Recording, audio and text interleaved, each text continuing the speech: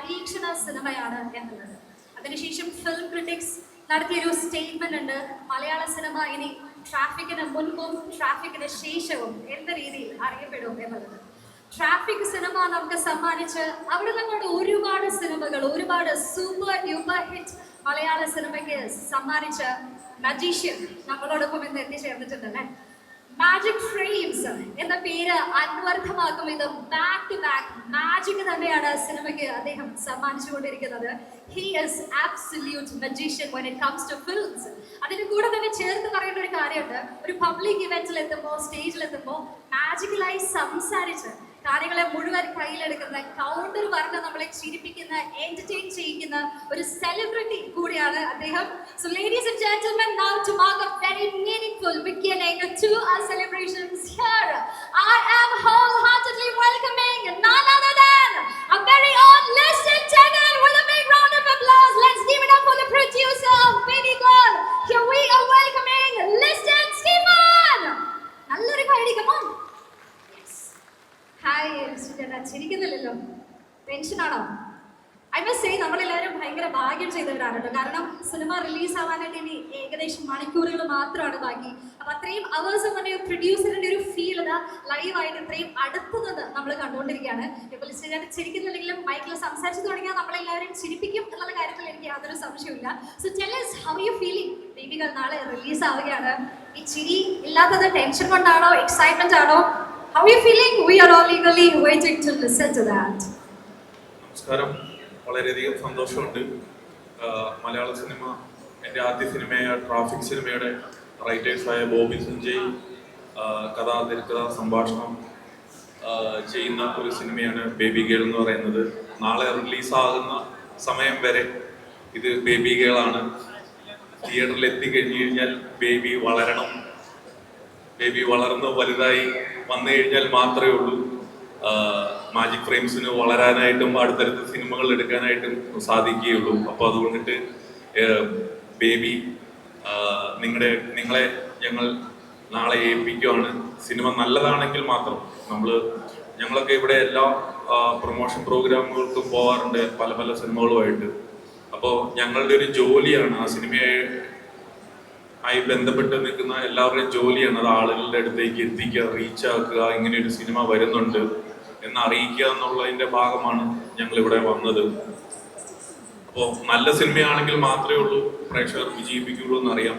അപ്പം അതിൻ്റെ ഒരു പൂർണ്ണ ബോധ്യത്തിൽ തന്നെ പറയുകയാണ്, ബേബി ഗേൾ എന്ന് പറയുന്ന സിനിമ നിങ്ങളെ എൻ്റർടൈൻ ചെയ്യും, അല്ലെങ്കിൽ കുറച്ച് ത്രില്ല് സമ്മാനിക്കും, കുറച്ച് ഇമോഷൻ സമ്മാനിക്കും എന്നുള്ള കാര്യത്തിൽ ഇത്രയും സിനിമ എടുത്തൊരു നിർമ്മാതാവ് എന്നുള്ള ഒരു നിലയിൽ എനിക്ക് ആ ബോധ്യമുണ്ട്. അപ്പോൾ വളരെയധികം സന്തോഷം. ഇത് സംവിധാനം ചെയ്തത് എൻ്റെ ഗരുഡൻ എന്ന് പറയുന്ന സിനിമ സംവിധാനം ചെയ്ത ഡയറക്ടർ അരുൺ വർമ്മയാണ്. അതുപോലെ തന്നെ ഇതിൻ്റെ അകത്ത് ഒരുപാട് ആർട്ടിസ്റ്റുകളുണ്ട്. ട്രാഫിക് എന്ന് പറയുന്ന സിനിമയിൽ അറിയാം, അതിൻ്റെ അകത്ത് അഭിനയിച്ചിട്ടുള്ള ഓരോ ക്യാരക്ടറുകളും അവരെല്ലാവരും ഹീറോയാണ് എന്ന് പറയുന്ന പോലെയാണ് ഈ സിനിമയും ബേബി ഗേൾ. നിവിൻ ഒരു ഹീറോയാണ് എന്ന് പറയുന്ന പോലെ മറ്റ് ഇതിൻ്റെ അകത്ത് ക്യാരക്ടറുകളായിട്ട് ചെയ്യുന്ന എല്ലാ ആൾക്കാരും ഈ സിനിമയിലെ ഹീറോകൾ തന്നെയാണ്. കാരണം അങ്ങനെയാണ് ഇതിൻ്റെ കഥ മുന്നോട്ട് പോകുന്നത്. സോ ഞാൻ കൂടുതലൊന്നും പറയുന്നില്ല, കാരണം ഇത് പ്രേക്ഷകർക്ക് ഇഷ്ടപ്പെട്ട് കഴിയുമ്പോഴാണ് നമുക്ക് കൂടുതൽ സംസാരിക്കാനായിട്ട് പറ്റുള്ളൂ. ഈ സിനിമയുടെ മുന്നിലും പിന്നിലും ഒരുപാട് ആളുകൾ പ്രവർത്തിച്ചിട്ടുണ്ട്, ഒരുപാട് പേരുടെ കഷ്ടപ്പാടുണ്ട്. എല്ലാ സിനിമയ്ക്കും അങ്ങനെ തന്നെയാണ്. അപ്പോൾ അവർക്ക് എല്ലാവർക്കും ഒറ്റവാക്കിൽ താങ്ക്സ് പറയുകയാണ്. Thank you. ഇതൊരു സ്ട്രോങ് മെസ്സേജ് ആണ്, ഒരു സ്ട്രോങ് കഥയാണ് പറയുന്നത് നമുക്കറിയാം. ഈ സമൂഹത്തിൽ ചർച്ച ചെയ്യപ്പെടേണ്ട ഒരു കാര്യം തന്നെയാണെന്ന് നമ്മൾ കേട്ടു. സോ ഏതെങ്കിലും ഒരു പോയിന്റിൽ അതൊരു ചാലഞ്ച് ആയിട്ട് തോന്നിയോ, you are ready to do this film? അല്ല, അങ്ങനെയല്ല. ഓരോ സിനിമയും നമുക്ക് ഒരു ഒറ്റവാക്കിൽ ഒരു കഥ പറയുന്നവരുണ്ട്, ചിലർ ഡീറ്റെയിൽഡ് ആയിട്ട് കഥ പറയുന്നവരുണ്ട്. അപ്പോൾ ഇതൊരു ഒരു സിനിമയാണ്, ഒരു ചെറിയതായിട്ട് പറഞ്ഞൊരു കഥയാണ്.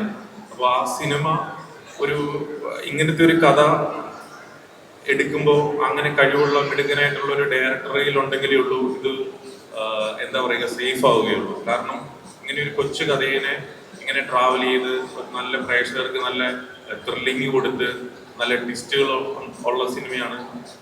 പിന്നെ കുറെ ഇമോഷൻസ് ഉണ്ട് ഈ സിനിമയിൽ. അപ്പം എല്ലാം കൂടി കലർന്നിട്ടുള്ള ഒരു സിനിമയാണ്. അപ്പം അങ്ങനെ ഒരു ഡയറക്ടർ ചെയ്യുമ്പോഴാണ് നമ്മൾ ഈ കേട്ട കഥ ആളുകളുടെ അടുത്ത് അത്രയും ഫീലോട് കൂടി പ്രസന്റ് ചെയ്യാനായിട്ട് പറ്റുള്ളൂ. അപ്പം ഈ സിനിമയുടെ ഡയറക്ടർ അരുൺ വർമ്മ അത് ഏറ്റവും മനോഹരമായിട്ട് നിർവഹിച്ചിട്ടുണ്ട് എന്നുള്ളതാണ് നമുക്ക് എന്താ തോന്നുന്നത്. പിന്നെ ഇതിൻ്റെ അകത്ത് പ്രവർത്തിക്കുന്ന എല്ലാ ടെക്നീഷ്യൻസും നല്ല എസ്റ്റാബ്ലിഷ്ഡ് ആയിട്ടുള്ള പേരുള്ള ടെക്നീഷ്യൻസ് ആണ് ഇതിൻ്റെ പിന്നിലും പ്രവർത്തിച്ചേക്കുന്നത്. അപ്പോൾ അതുകൊണ്ടിട്ട് അതൊക്കെ ഞങ്ങൾക്ക് ധൈര്യം പകരുന്ന ഒന്നാണ്.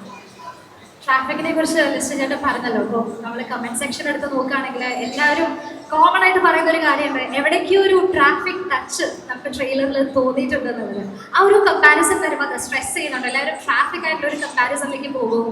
എന്തായിരിക്കും ട്രാഫിക് കണ്ട് ഈ ഒരു സിനിമയിലേക്ക് വരുമ്പോൾ വാട്ട് വി ഷുഡ് എക്സ്പെക്ട്, അതിനെക്കുറിച്ച് എന്താണ് ലിസ്റ്റ് ചേട്ടൻ പറയാനുള്ളത്?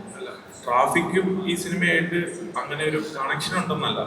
അതായത് ഇത് രണ്ടും രണ്ടാണ്. എങ്കിലും ഇതിനകത്തെ ക്യാരക്ടറുകൾ, അപ്പോൾ ആ സിനിമ കണ്ടവർക്കറിയാം. ഇപ്പം ശ്രീനിയേട്ടൻ അതിൻ്റെ അകത്തൊരു ഹീറോ ആയിട്ടാണ് പിവിൻ വരുന്നത്. പക്ഷെ ചാക്കോച്ചൻ അതിൻ്റെ അകത്തുണ്ട്, അങ്ങനെ വിനീത് ശ്രീനിവാസൻ അതിൻ്റെ അകത്തുണ്ട് എന്ന് പറയുമ്പോൾ അപ്പോൾ അവരുടെ ക്യാരക്ടറുകൾ, അപ്പോൾ അത്രയും ആളുകൾ അതിനകത്ത് അഭിനയിച്ചിട്ടുണ്ടെങ്കിലും ഓരോ ക്യാരക്ടറുകളും ആ സിനിമയിൽ അത്രയും ഇമ്പോർട്ടൻസ് ആണ്. അതാണ്. അപ്പോൾ അതിൻ്റെ കഥയും ഇതുമായിട്ട് ഒരു സാമ്യം ഉണ്ടെന്നുള്ളതല്ല. അപ്പം അതുപോലെ ഈക്വലായിട്ട് ഇമ്പോർട്ടൻസ് ഈ സിനിമയിൽ അഭിനയിച്ച എല്ലാ കഥാപാത്രങ്ങൾക്കും ഉണ്ട് എന്നുള്ള മീനിങ്ങിലാണ് ട്രാഫിക് എന്ന് പറയുന്ന സിനിമയായിട്ട് കമ്പയർ ചെയ്തത്. അല്ലാതെ വേറെ ഒരു കമ്പാരിസണും ഇല്ല.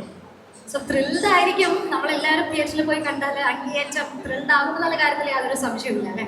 So thank you so much. വീണ്ടും ഇത്തരത്തിൽ അമേസിംഗ് ആയിട്ടുള്ള സ്ട്രോങ് ആയിട്ടുള്ള ഒരു മെസ്സേജ് കൺവേ ചെയ്യുന്ന ഒരു സിനിമ മലയാളികൾക്ക് സമ്മാനിക്കുന്നതിൽ എല്ലാ മലയാളികളുടെയും ബിഹാഫിൽ ഒരു താങ്ക് യു ലിസ്റ്റ് ചേട്ടൻ പറയാണ്. Thanks a lot. So you can be here. അപ്പോൾ നമുക്ക് നമ്മുടെ നെക്സ്റ്റ് സെഗ്മെന്റിലേക്ക് കടക്കുമ്പോൾ ലിസ്റ്റ് ചേട്ടൻ്റെ പ്രസൻസോട് കൂടി തന്നെ will move forward. I can take up the mic. So